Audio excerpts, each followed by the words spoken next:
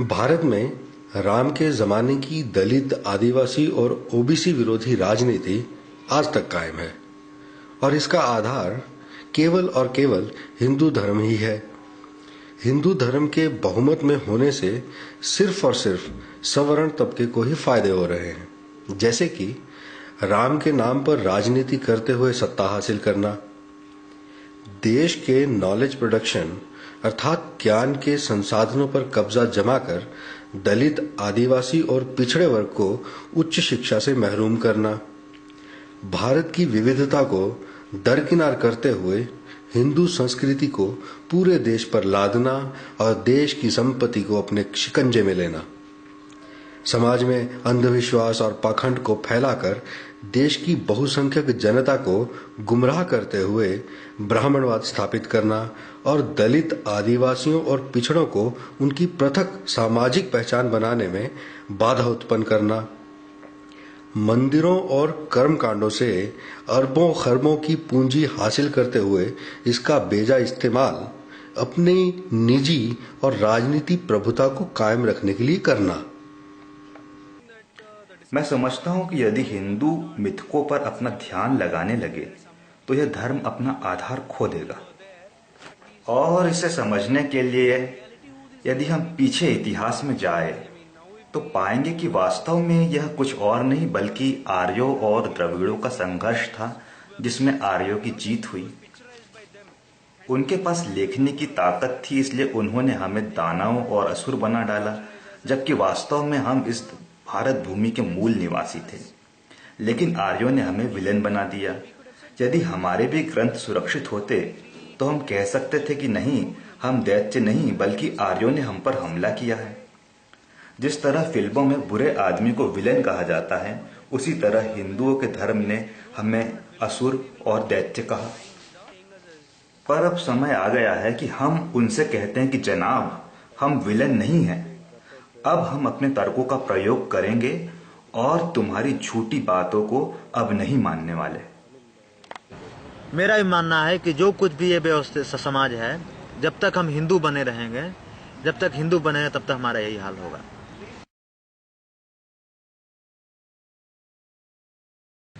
हमारी समस्या ये है कि ऋग्वेद कहता है ब्राह्मणों का जन्म सिर से हुआ, लेकिन सिर ने कोई काम नहीं किया। क्षत्रियों का जन्म भुजाओं से हुआ, लेकिन भुजाएं इतनी कमजोर थी कि देश की रक्षा नहीं कर पाई। नतीजा, हम बार बार विदेशियों से हारते रहे। और ये बनिया, इनका जन्म जंघाओं से हुआ। इन्होंने इतना घटिया व्यापार किया कि जनता का पूरा पैसा लेकर अपने घर की जमीन में गड़ाते रहे। इसे गुप्त धन कहा जाता था। जितनी बड़ी रकम गड़ाते थे उतने बड़े गुप्ता कहलाते थे। ये गुप्ताओं के घर बहुत खतरनाक है। यदि कभी आप सरकार में शामिल हुए तो इनका घर जरूर खुदवाए, देश को बहुत धन मिल जाएगा। गुप्त धन क्या है? गड़ा हुआ धन। और हम ओबीसी के बारे में कहा जाता है कि हम ब्रह्मा के पैर से पैदा हुए, पर हमें सिर्फ लताड़ने का काम किया। ब्रह्मा का पैर यानी ओबीसी इतने जड़ हो गए कि वे कभी आगे नहीं बढ़ सके। खुशकिस्मती से दलित और आदिवासी ब्रह्मा के किसी भी अंग से पैदा नहीं हुए।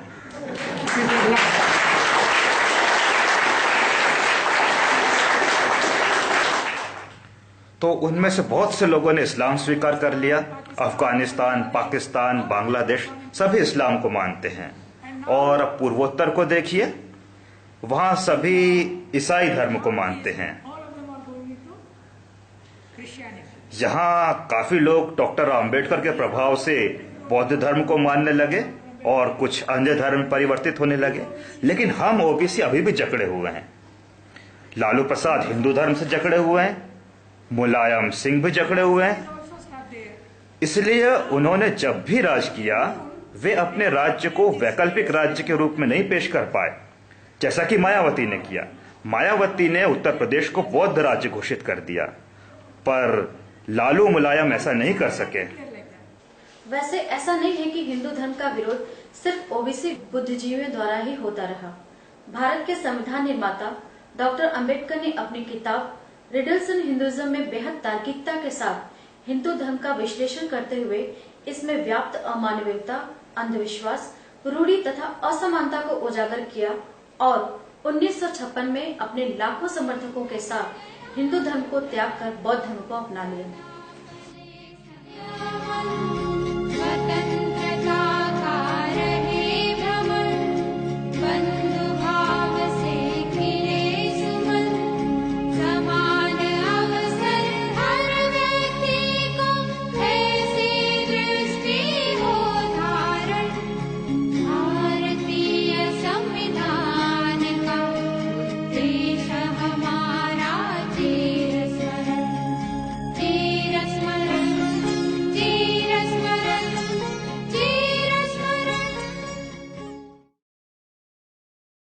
वर्तमान भारत में हिंदुओं की कुल आबादी 80.5% है, जिसमें कि एक बड़ा भाग बहुजन समुदाय यानी दलित, आदिवासी और ओबीसी का है।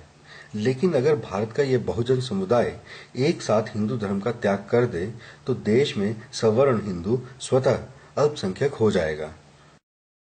आज जहां हिंदू उनके संख्या बल के आधार पर देश में सांप्रदायिकता और ब्राह्मणवाद फैला रहा है, उसकी संख्या घटकर महज 12% ही रह जाएगी।